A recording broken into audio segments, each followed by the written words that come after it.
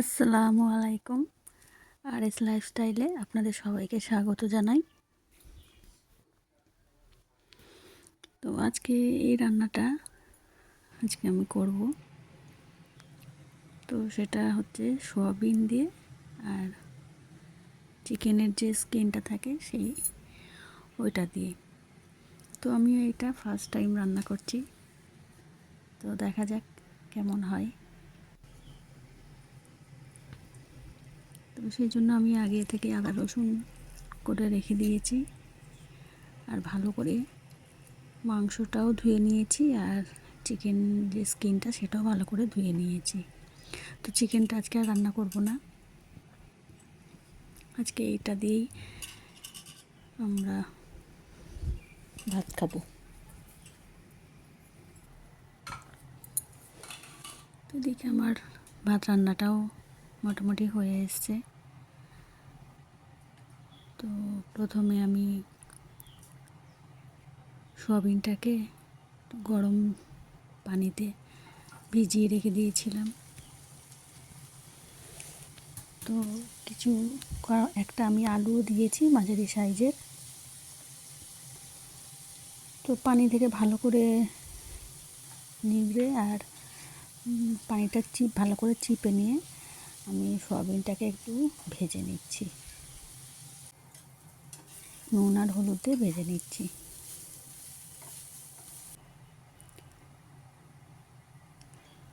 তো এদিকে আমার সয়াবিনটা ভাজা হয়ে গেছে। এবার আমি তেলে তেজপাতা আর গোটা গরম মশলা ফোড়ন দিয়ে দিলাম।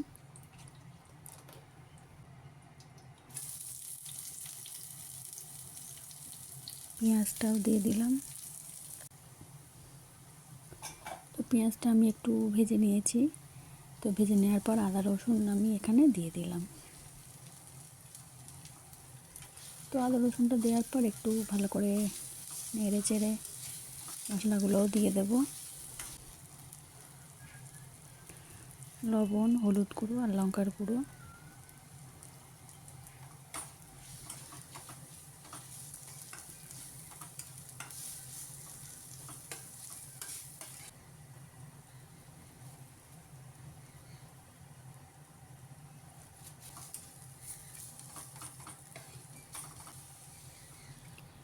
তো এখানে আমি মশলাটা যাতে পুড়ে না যায় সেই জন্য একটু আদা রসুন পেস্ট করে যে পানিটা ছিল সেই পানিটা আমি দিয়ে দিলাম। আর এখানে আমি টমেটোর পিউরি আমি দিয়ে দিলাম।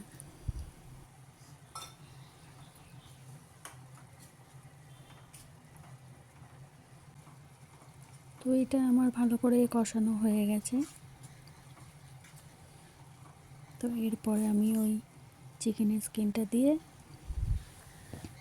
ভালো করে কষিয়ে নিয়ে তারপর সয়াবিনটা দিয়ে দেব।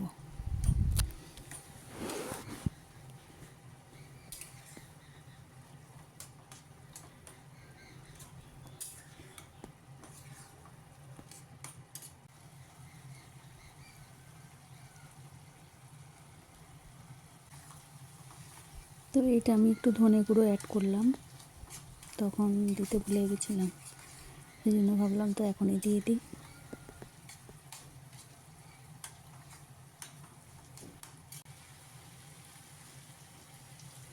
এই যে আমার কষানো হয়ে গেছে, আমি সোয়াবিনটা দিয়ে দিলাম।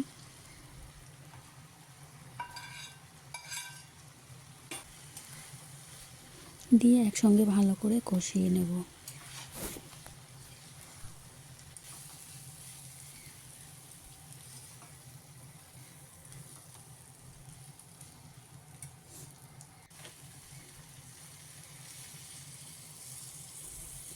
এদিকে আমার কষানো হয়ে গেছে, আর এখানে আমি পানি দিয়ে দিলাম।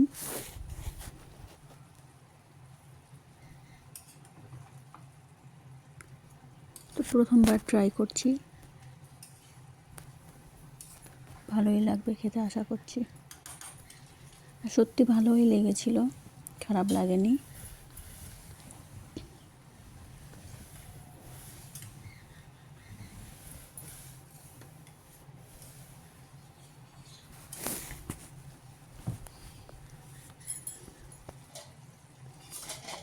তো তরকারিটা আমার হয়েই এসেছে। আর উপর থেকে আমি একটু ধনে পাতা কুচি ছড়িয়ে দিলাম। তো এই যে রান্না কমপ্লিট। তো দেখো ফাইনালি লুক। তো খুব সুন্দর হয়েছিল খেতে, খারাপ যে হয়েছিল তা নয়। আর সোয়াবিন রান্না এমনিতেই ভালো লাগে খেতে। তো আমি তরকারিটা বেড়ে নিচ্ছি।